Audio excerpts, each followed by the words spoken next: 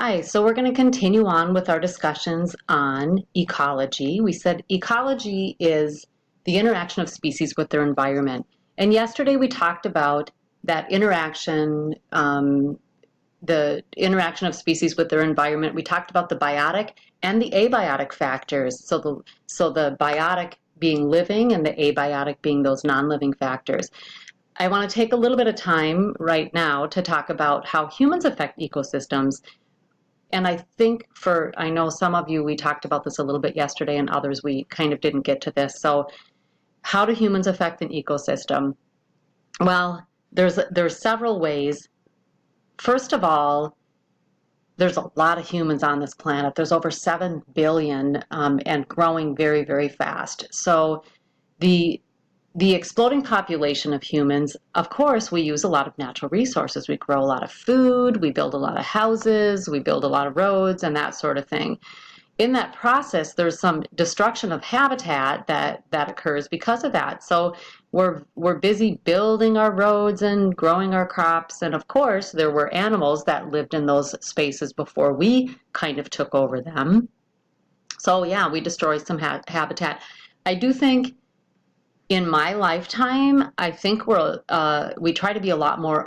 I've seen a shift where we're just a lot more aware of that. The Environmental Protection Agency is an agency that tries, to make sure that we're not destroying habitats where it's not necessary. So we really do try to protect. Like, for example, we protect our wetlands and try to keep our water quality, very, very high and so forth.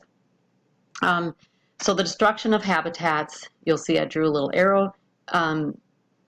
Lots of species extinction because of our destruction of habitat. So even though in the history of our planet, 99.9% of all organisms that have ever lived on this planet have gone extinct, and not because of humans, just because of, climate change and whatever. But we do know humans have an effect on species extinction. We see species going extinct at a higher rate than we've ever really seen before. So we know that that's kind of a real thing.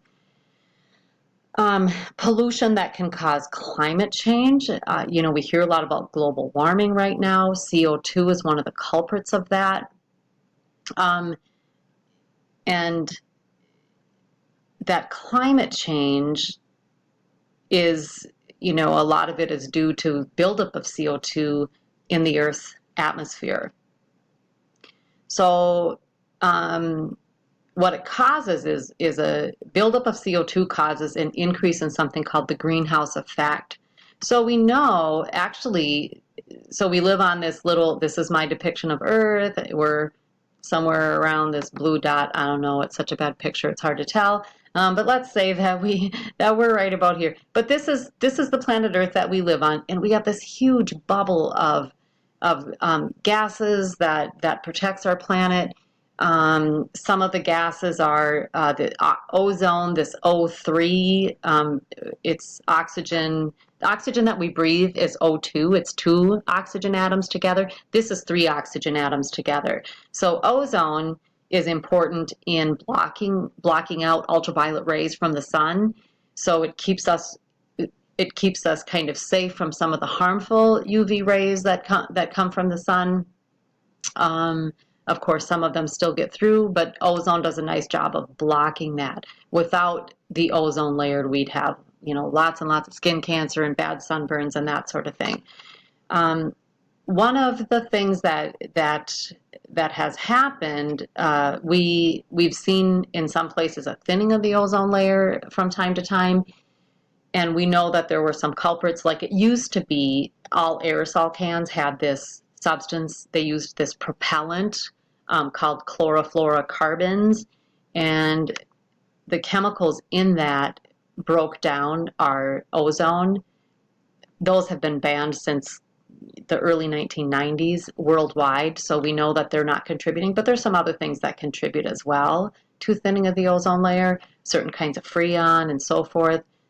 So we've tried to regulate some of those things, and so I think we're getting better with that. The CO2, though, is still a problem. So the greenhouse effect is this layer of gases helps hold some of the heat in that comes from the sun, which is a really good thing, because without that, we'd be a pretty frozen planet. So the greenhouse effect is really, really good. What we are concerned with is an increase in the greenhouse effect.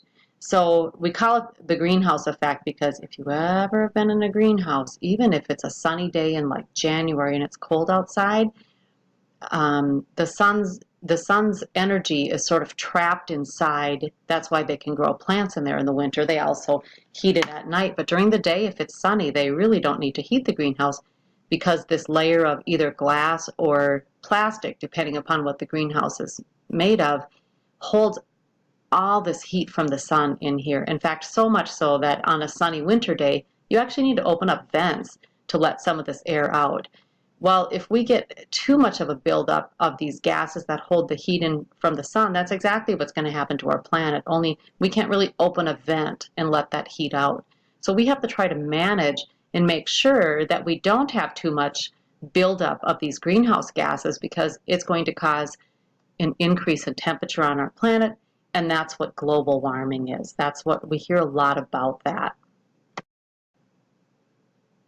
All right, now we'll jump right into species interaction. So how do the species on our planet interact with each other? Well, obviously, we start right off with some species are predators to other species. So predators eat other organisms. The prey is what they're eating and what gets eaten. Well, if I'm living in the wild and I definitely don't want to be one of these, right? I don't want to be the prey.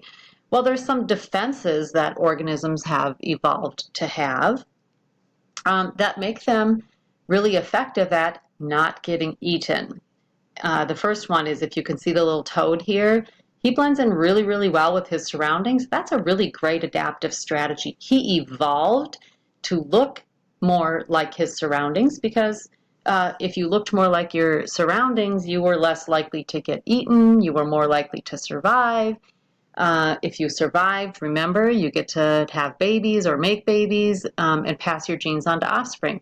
So the toads here that looked more like their surroundings were more likely to survive. And so over time, we saw evolution in action. We saw that population shift to be able to camouflage more with their surroundings. By the way, if you need to pause this to jot notes down, I do want you to write this down. You can pause this at any time. You can go back and watch this video as many times as you want to. Mimicry is another way that organisms evolved to be more successful. So mimicry is if you look like something that's poisonous, nobody's going to want to eat you, right? So if you can mimic something that's toxic or doesn't taste very good, because a lot of things that are toxic taste bad to animals. So mimicry this is a really nice example. This is the monarch butterfly. Monarch butterflies actually are toxic. So most things won't eat monarch butterflies.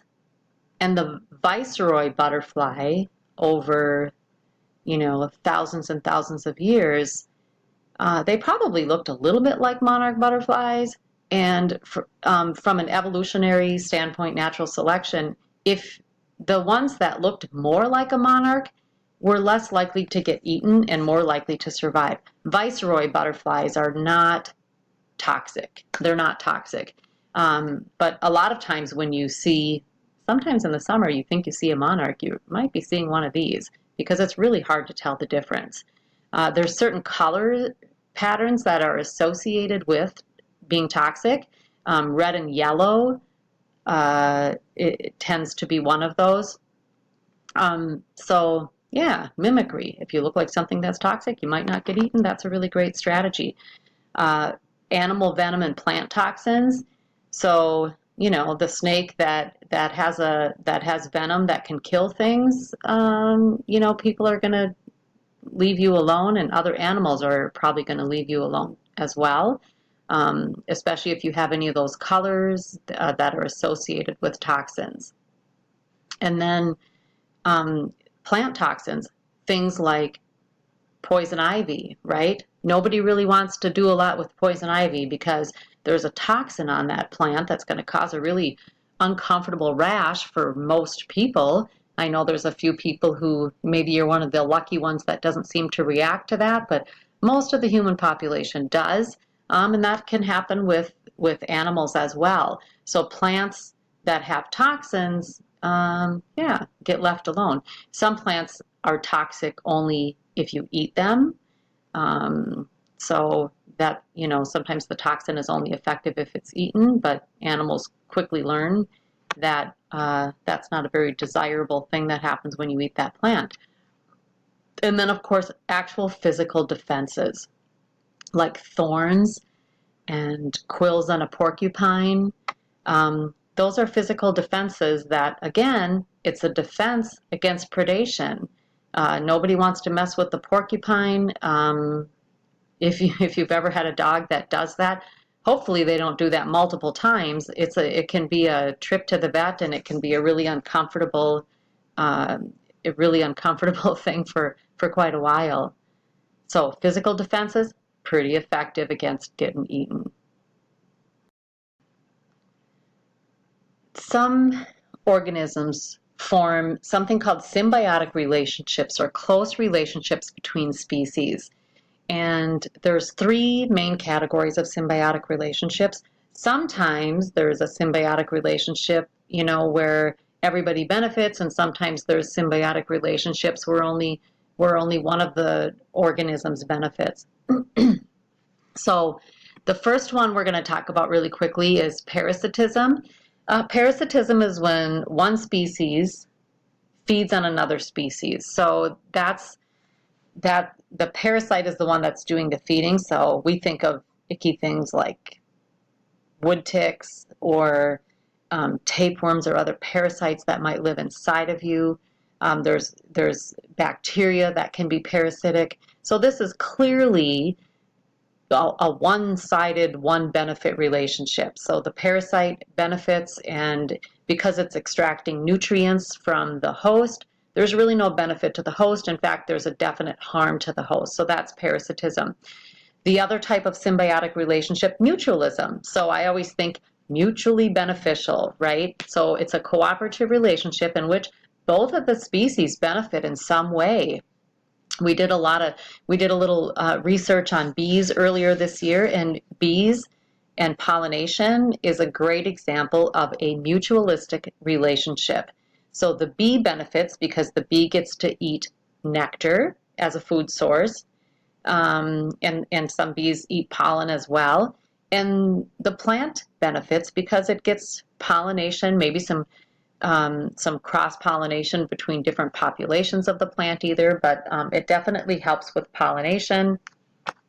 So mutually beneficial to both the plant and the bee. Commensalism is an interaction where one species benefits and the other one really is not affected in a good or bad way. So one example of that might be the birds that follow water buffalo herds. They eat the insects that are stirred up by the grazing. A big benefit to the bird because, thank you water buffalo for chasing up all my food source, but it doesn't really benefit the water buffalo in any way. It's just an example. It's just a relationship where, the bird reaps some kind of benefit from following these herds. Really no benefit for the water buffalo at all. Maybe you can think of some other examples of these. That would be a nice discussion for you to have. I'm going to stop here, and we'll talk to you tomorrow.